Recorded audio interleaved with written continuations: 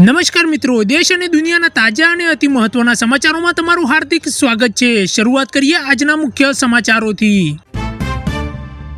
PM કિસાન યોજનાનો 2000નો હપ્તો ખેડૂતોના બેંક ખાતામાં જમા થયો। જો કે જેમના કેવાયસી અધૂરા છે એવા ખેડૂતોના ખાતામાં રકમ જમા નહીં થાય। સરકારે સમયસર કેવાયસી પૂર્ણ કરવા અપીલ કરી, જેથી આગળનો હપ્તો લાભ મળી શકે। ત્યાર પછીના સમાચારોની વાત કરીએ તો એસઆઈઆર અભિયાનના કારણે અનેક સરકારી કચેરીઓમાં કામકાજ ઠપ થઈ ગયું। કર્મચારીઓ બીએલઓ કામગીરીમાં વ્યસ્ત હોવાથી ઓફિસમાં સ્ટાફની ભારે ઉણપ જોવા મળી। પરિણામે અરજદારોને પોતાના કામ માટે ભટકવું પડી રહ્યું છે અને અનેક સામાન્ય સેવાઓમાં પણ વિલંબ સર્જાયો છે। ત્યાર પછીના સમાચારોની વાત કરીએ તો કેન્દ્રીય ગૃહમંત્રી અમિત શાહે મોરબીમાં કમલમ કાર્યાલયનું ઉદ્ઘાટન કર્યું હતું। ઉદ્ઘાટન કાર્યક્રમ દરમિયાન તેમણે વિશ્વાસ વ્યક્ત કર્યો કે આગામી સ્થાનિક સ્વરાજ્યની ચૂંટણીઓમાં તેમજ બંગાળ અને તમિલનાડુની ચૂંટણીઓમાં ભાજપને સ્પષ્ટ વિજય મળશે। તેમણે વધુમાં જણાવ્યું કે કેન્દ્ર સરકારના વિકાસી કાર્યોના કારણે લોકોએ વિશ્વાસ સતત મજબૂત કરી રાખ્યો છે। ત્યાર પછીના સમાચારોની વાત કરીએ તો ખેડૂતોને નવા ટ્રેક્ટર પર સરકાર દ્વારા સબસિડી સહાય આપવામાં આવશે। આ યોજનામાં હંગામી ધોરણે અરજી પ્રક્રિયા ચાલુ થઈ ગઈ છે। ખેડૂતો સમયસર અરજી કરી સબસિડીનો લાભ મેળવી શકશે। ત્યાર પછીના મહત્વના સમાચારોની વાત કરીએ તો અમદાવાદમાં એક ચોંકાવનારી ઘટના સામે આવી છે। ઓનલાઈન પ્રેમી જેની ઉંમર 20 વર્ષની છે તેની સાથે લગ્ન કરવાની જીદ ધરાવતી 15 વર્ષની કિશોરાઈ પોતાના માતા પિતાને રસોઈમાં ઝેર ભેળવી દીધું। સમયસર હાલત સમજી પગલાં ભરાતા મોટી દુર્ઘટના ટળી। ઘટનાની ગંભીરતાને ધ્યાનમાં લઈને પોલીસે વધુ તપાસ હાથ ધરી છે। ત્યાર પછીના સમાચારોની વાત કરીએ તો સોનાના ભાવમાં આજે ₹412ની ઘટતા સાથે દર 1,22,149 પર આવ્યો છે।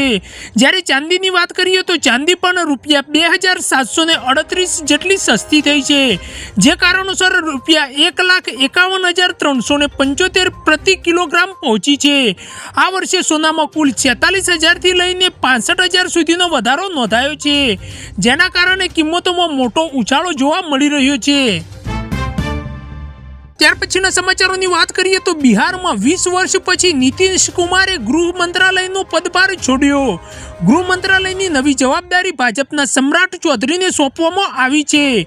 રાજ્યનું ફાઇનાન્સ વિભાગ જેડીયુ પાસે જ રહેશે, જેમાં મંગલ પાંડેને ફરીથી મહત્વ આપવામાં આવ્યું છે। સાથે જ મંગલ પાંડેને આરોગ્ય મંત્રી તરીકે પણ ફરી નિમણૂક કરવામાં આવી છે। ત્યાર પછીના સમાચારોની વાત કરીએ તો શિયાળો શરૂ થતાં જ કડકડતી ઠંડીનો પ્રભાવ વધતો જોવા મળી રહ્યો છે। અચાનક વધેલી ઠંડીના કારણે લોકોને બીપી, હૃદયરોગ, શરદી, તાવ, ખાંસી અને કફ જેવા રોગો વધી રહ્યા છે। પરિણામે શહેરના દવાખાનાઓમાં દર્દીઓની ભારે ભીડ જોવા મળી રહી છે અને ઘણી જગ્યાએ ઓપીડી હાઉસફુલ પણ થઈ છે। ત્યાર પછીના મહત્વના સમાચારોની વાત કરીએ તો નેશનલ હાઈવે 48 પર કુલ ₹57.82 કરોડના વિકાસ કાર્યોને મંજૂરી મળી છે। આ મંજૂરી હેઠળ ગાંભોઈ પ્રાંતિજ મજરા સુધી સર્વિસ રોડ બનાવવામાં આવશે। સાથે જ રસુલપુર વિસ્તારમાં ટ્રાફિકની ભીડ ઘટાડવા માટે નવું ફ્લાયઓવર પણ બનાવવામાં આવશે। આ બંને પ્રોજેક્ટો પૂરા થતાં વિસ્તારના વાહન વ્યવહારને મોટી રાહત મળશે। ત્યાર પછીના મહત્વના સમાચારોની વાત કરીએ તો સ્ટર્લિંગ હોસ્પિટલમાં 10 કલાક ચાલેલી અત્યંત જટિલ સર્જરીમાં ડોક્ટરોને મોટી સફળતા મળી છે। દર્દીના લીવરમાં આવેલી 3.1 કિલોની વિશાળ લોહીની ગાંઠ સફળતાપૂર્વક દૂર કરાઈ છે। આ ઓપરેશનને તબીબી ક્ષેત્રમાં મહત્વપૂર્ણ સિદ્ધિ માનવામાં આવી રહી છે। ત્યાર પછીના સમાચારોની વાત કરીએ તો દુબઈ એર શો દરમિયાન ભારતનું તેજસ ફાઇટર જેટ દુર્ઘટનાગ્રસ્ત થયું છે। ઘટના સમયે મોટી સંખ્યામાં લોકો હાજર હતા, જે કારણે પેનિક જેવી સ્થિતિ સર્જાઈ અને સુરક્ષા દળોએ તાત્કાલિક સ્થળ ખાલી કરવાની પણ પ્રક્રિયા શરૂ કરી। ત્યાર પછીના સમાચારોની વાત કરીએ તો અયોધ્યા રામ મંદિરે લહેરાવવા માટે અમદાવાદમાં તૈયાર કરાયેલો 22 ફૂટ લાંબો વિશાળ ધર્મ ધ્વજ હવે ધ્વજારોહણ માટે તૈયાર છે। આ વિશેષ ધ્વજને સુરક્ષિત રીતે સ્થાપિત કરવા સેનાની મદદ લેવાશે, જેથી સમગ્ર કાર્યક્રમ શ્રદ્ધા અને શિસ્તપૂર્ણ રીતે પૂર્ણ કરી શકાય।